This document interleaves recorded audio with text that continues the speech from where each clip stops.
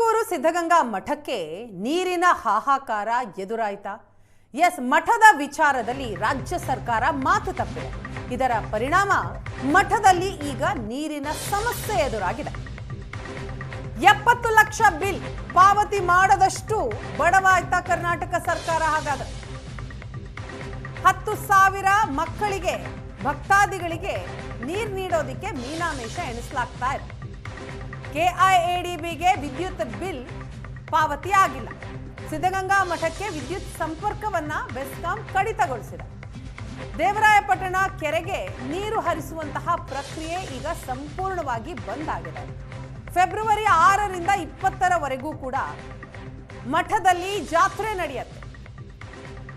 ಜಾತ್ರೆಗೂ ನೀರಿನ ಅಭಾವ ಎದುರಾಗಿದೆ.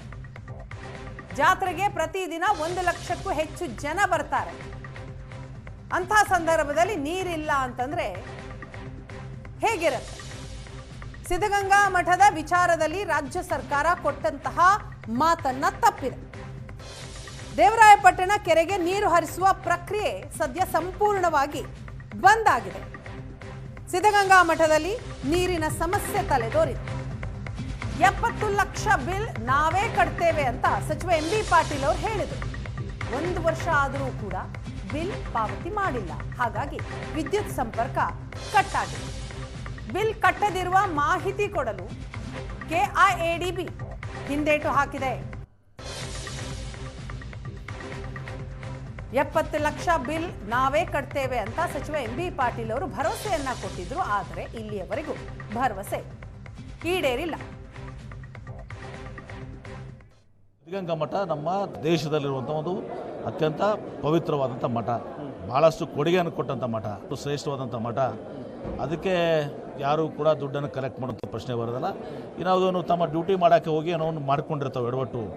ನಾನು ಅದನ್ನು ವ್ಯವಹಾರ ಮಾಡ್ತೀನಿ. ಮುಂದೆನೂ ಕೂಡ ನಾನು ಅದಕ್ಕೆ ಅವ್ರಿಗೆ ನೀರು ಬೇಕಾಗಿದ್ದರೆ ಆ ನೀರನ್ನು ನಾವು ಕೊಡ್ತೀವಿ. ಅದಕ್ಕೆ 1 ರೂಪಾಯಿನೂ ಕೂಡ ಯಾರು ಚಾರ್ಜ್ ಮಾಡೋದಿಲ್ಲ.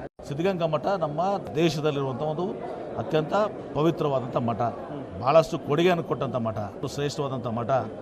ಅದಕ್ಕೆ ಯಾರು ಕೂಡ ದುಡ್ಡನ್ನು ಕಲೆಕ್ಟ್ ಮಾಡುತ್ತೆ. ಎಸ್, ಇದು MB ಪಾಟೀಲ್ ಅವರು ಕಳೆದ ವರ್ಷ ಏಷ್ಯಾನೆಟ್ ಸುವರ್ಣ ನ್ಯೂಸ್ ಜೊತೆ ಮಾತನಾಡಿದಂತಹ ಸಂದರ್ಭದಲ್ಲಿ ಹೇಳಿದಂತಹ ವಿಚಾರ. 1 ರೂಪಾಯಿ ಕೂಡ ಮಠ ಕಟ್ಟಬೇಕಾಗಿಲ್ಲ ಅಂತ ಹೇಳಿದ್ರು. ಆದರೆ ಇಲ್ಲಿವರೆಗೂ ಸರ್ಕಾರ ಮಾತ್ರ ಹಣ ಕಟ್ಟಿಲ್ಲ. ಈ ವಿಚಾರಕ್ಕೆ ಸಂಬಂಧಪಟ್ಟ ಹಾಗೆ ಡೀಟೇಲ್ಸ್ ಕೊಡ್ತಾರೆ ನಮ್ಮ ಪ್ರತಿನಿಧಿ ಮಹಾಂತೇಶ್, ನಮ್ಮ ಜೊತೆ ಸಂಪರ್ಕದಲ್ಲಿದ್ದಾರೆ. ಮಹಾಂತೇಶ್, ಸರ್ಕಾರ ಕೊಟ್ಟ ಮಾತನ್ನ ಉಳಿಸ್ಕೊಳ್ಳಿಲ್ಲ. ಈಗ ಮಠದಲ್ಲಿ ಬಿಲ್ ಕಟ್ ಮಾಡಿದೆ, ಅಂದ್ರೆ ವಿದ್ಯುತ್ ಸಂಪರ್ಕ ಕಡಿತ ಆಗಿದೆ. ವೀಣಾ, ಏನು ಕಳೆದ ವರ್ಷ ಮಾರ್ಚ್ ತಿಂಗಳಲ್ಲಿ ಒಂದು ವಿಚಾರವನ್ನ ಏಷ್ಯಾನೆಟ್ ಸುವರ್ಣ ನ್ಯೂಸ್ ಮುಖಾಂತರವಾಗಿ ಸರ್ಕಾರದ ಗಮನವನ್ನು ಕೂಡ ನಾವು ಸೆಳೆಯುವಂತ ಪ್ರಯತ್ನ ಮಾಡಿದ್ವಿ.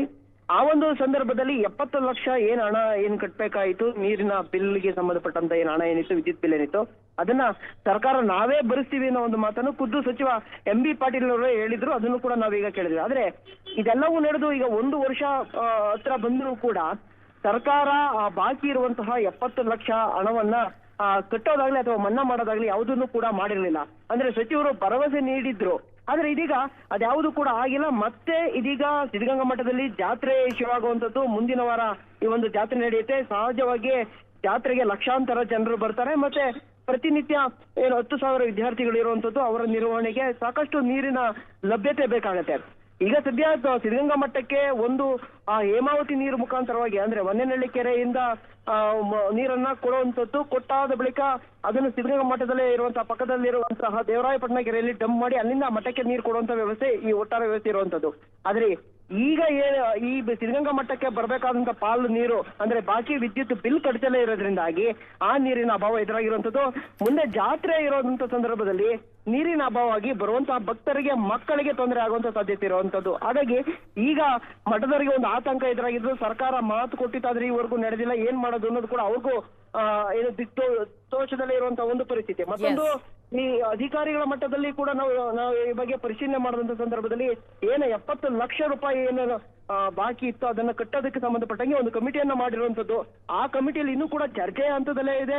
ಅದೊಂದು ಅಂತಿಮ ನಿರ್ಣಯಕ್ಕೆ ಬಂದಿಲ್ಲ ಅನ್ನೋ ಮಾಹಿತಿ ಕೂಡ ಲಭ್ಯ ಆಗಿರುವಂತದ್ದು. Veena, thank you Mahantesh.